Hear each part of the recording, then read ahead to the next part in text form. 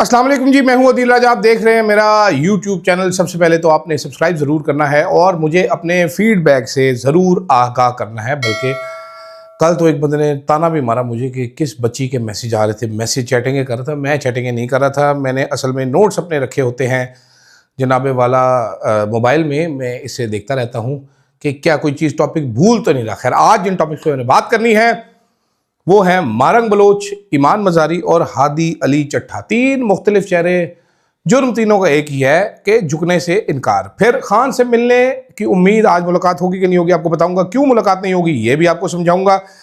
साथ साथ राना सनाउल्लाह साहब का एक बयान है, उस पर बात करेंगे। जो उन्होंने कहा जी आर्मी चीफ में खालिद बिन वलीद वाले औसाफ हैं, वो भी आपको बताते हैं। साथ फिर स्मोक गन, ये जो मरीम नवाज ने तोपें बनवाई है लाहौर में चलने वाली, इस पर बात करेंगे। सबसे पहले जनाब बात करते हैं हादी अली चट्ठा की। मैं नहीं जानता इन साहब को।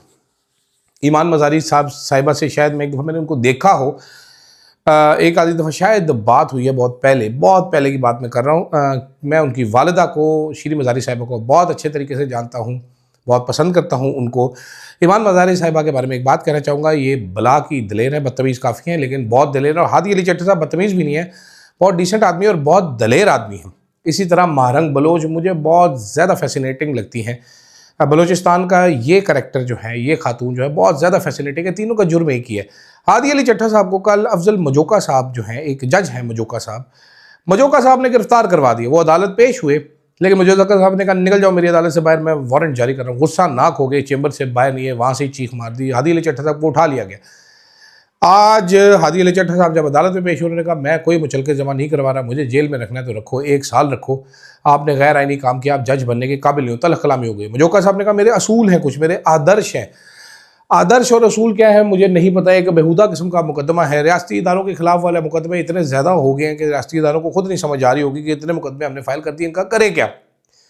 लोग बोलना तो बंद नहीं कर रहे, तो इसका मतलब है ये काउंटर प्रोडक्टिव है, ये खौफ की स्ट्रेटजी की कोई बात ना करे और सारे चुप रहें तो सारी चीज़ें निगाहों से ओझल हो जाएं। मुझे लग रहा है ये जो सारी कहानी है ये काउंटर प्रोडक्टिव महसूस हो रही है मुझे। Exercise I don't know government ये रियलाइज़ करती है, शहबाज शरीफ साहब ये रियलाइज़ कब करते हैं। नॉर्मली वो जब चीज़ें रियलाइज़ करते हैं तो बहुत ज़्यादा देर हो चुकी होती है उनकी रियलाइजेशन को। तो I am not really sure, but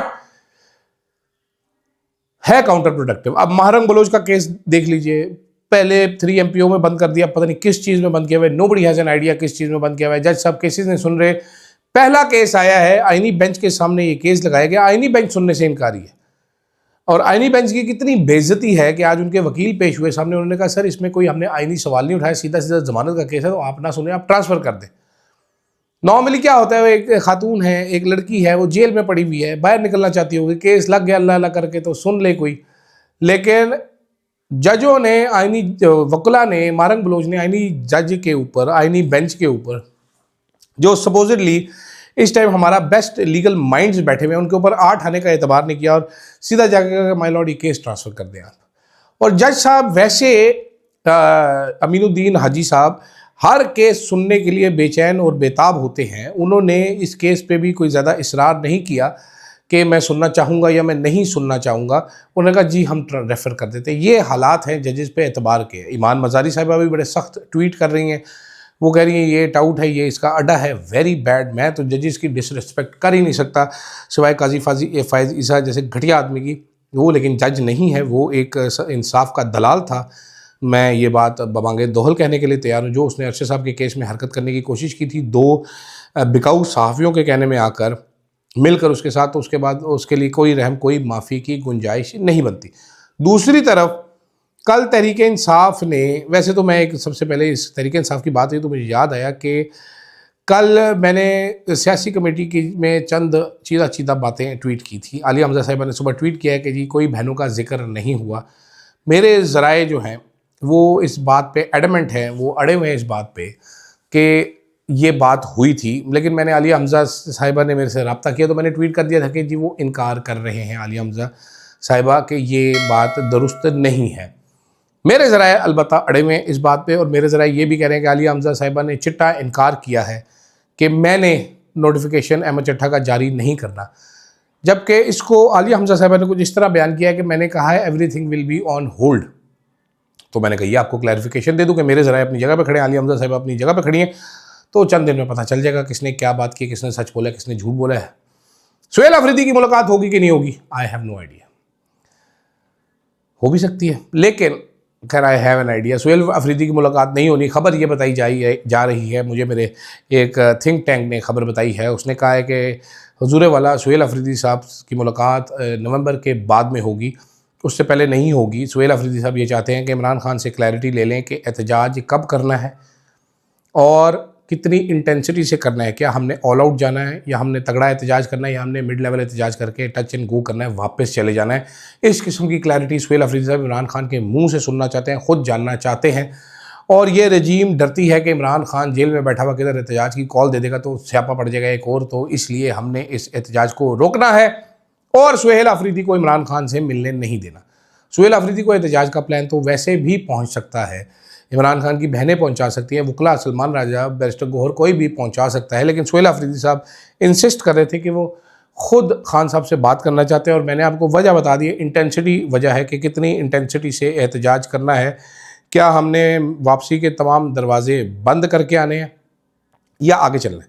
अच्छा जनाब, राना सनाउल्लाह साहब जो कि मुझे बड़े पसंद हैं, आपको पता है मेरे फेवरेट आदमी है राना साहब। मूछें उनकी कुछ अपन के लेवल की मूछें, अपन की एक लेवल ऊपर हैं, लेकिन राना साहब ने कल कहा है कि जी आर्मी चीफ फील्ड मार्शल में खालिद बिन वलीद वाले औसाफ हैं। अब खालिद बिन वलीद का जिक्र आता है। अब राना सनाउल्लाह साहब ने, मुझे मालूम नहीं कि तारीफ़ की है आर्मी चीफ की या उन्होंने तनबीह की है या ये कोई और बात है। राना साहब वो वाहिद वज़ीर हैं इस रजीम के जो पूरी तरह से रजीम के रंग में रंगे नहीं हुए। वो कभी कभी ठीक बात कर जाते हैं और वो लेफ़्ट राइट हो जाते हैं, जिम्मेदारी लेने से इनकारी हो जाते हैं, फिर हंसते भी हैं आगे से।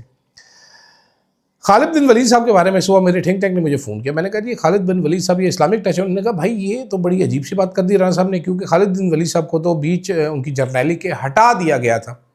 वो एज आ सिपाही का अंडर कमांड काम करते रहे थे। तो ये राना साहब क्या कहना चाह रहे हैं, कोई चेतावनी है, कोई वार्निंग है? मैंने कहा जी राना साहब तो ऐसा सोच भी नहीं सकते, because he is a very smart person. तो उन्होंने कहा लेकिन आप ज़रूर इस पर गौर कीजिए, बता दीजिए कि खालिद बिन वलीद साहब को तो हटा दिया गया था, हज़रत खालिद बिन वलीद को हटा दिया गया था। तो अब मैं इस पर क्या कह सकता हूँ, राना साहब की मर्ज़ी, राना साहब जाने, राना साहब का काम जाने। खैर आगे चलने।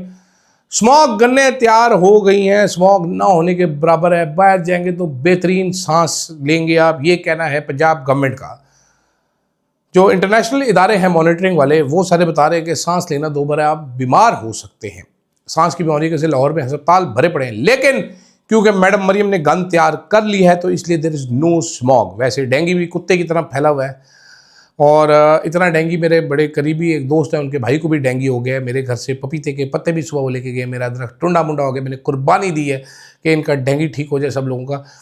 तो जनाब कुछ कीमत पता चली है कि 4 करोड़, कोई 4.5 करोड़ की एक स्मॉग गन तैयार होती है, फिर उसको एक बड़े ट्रक पे लगाया जाता है। 2-1 करोड़ का वो ट्रक है, तो ये 4 और 2 6, 6.5 करोड़, 6.5 करोड़ रुपया लगता है उस एक स्मॉग गन तैयार करने पे। फिर वो गन जो है वो पता नहीं कितने लाख लीटर पानी, 12 लाख लीटर पानी एक दिन में छिड़काव करती है, तो उससे टेम्परेरी 10 मिनट का असर पड़ता है, फिर वो मज़ीद जहरीला मादा।